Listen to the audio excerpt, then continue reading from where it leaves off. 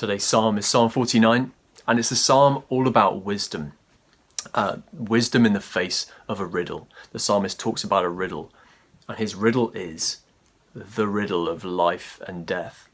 The riddle of how to live wisely in the face of the reality of death.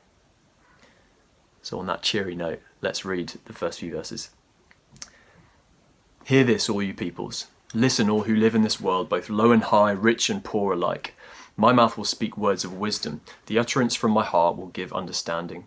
I will turn my ear to a proverb. With the harp I will expound my riddle.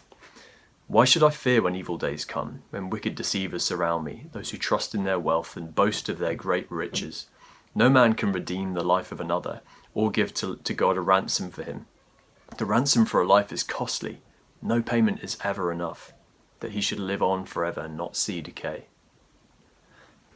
You see, I think the psalmist is saying that for many of us, we live our lives from a place of fear in the face of this riddle of death.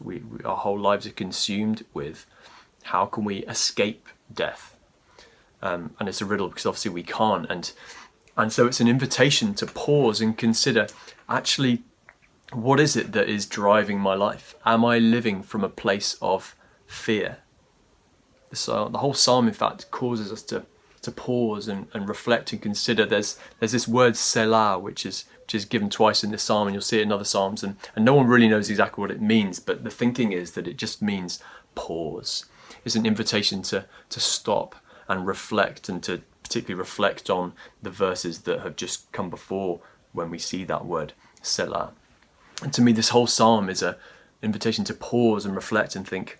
And so that's the first way I want to pray, is to think, okay, God, as I look at my life, am I living my life from a place of trust in you, of living freely, knowing that I can trust in God, my Saviour, or am I living from a place actually of fear and of trying to secure my life and put all kinds of things in it so that I can, I guess, insulate myself from the reality of pain and death? The psalm continues. For all can see that wise men die, in verse 10. The foolish and the senseless alike perish and leave their wealth to others. Their tombs will remain their houses forever, their dwellings for endless generations, though they had named lands after themselves. But man, despite his riches, does not endure. He is like the beasts that perish. This is the fate of those who trust in themselves and of their followers who approve their sayings. Selah. It's this invitation again to pause and reflect, actually, who are the people that we emulate and seek to follow, even though we know that they end up dying and their life didn't exactly work out in the end. And it makes me consider, okay, particularly in this time of thy kingdom come, I'm praying for my 5 friends and I'm thinking, okay, what does my life speak of to them? What kind of example is my life setting in the way that I live it, in the way that I use my money, in the way that I prioritize? What is my life speaking of to them? Does it speak of a life built on fear, or a life built on trust in a God who saves and a God who redeems? Which brings me on to the last thing I want to pray about. Verse 15. But God will redeem my life from the grave. He will surely take to me himself. And so here we see a hint of the solving of this riddle, that no payment is enough to ransom someone's life, to save us from death.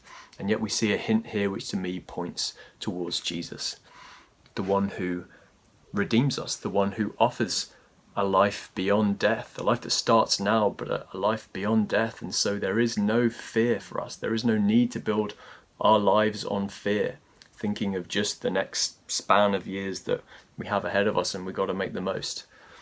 We can build our lives on total trust in the fact that we have a God who has come, who has defeated death, and who offers redemption to everyone who puts their trust in him. And so again, I want to pray for my 5 friends, and I want to pray, God, please would you just reveal this incredible freeing truth that we don't need to just live for the moment. We don't need to just live for this life. We can live completely free from concerns of material concerns of security.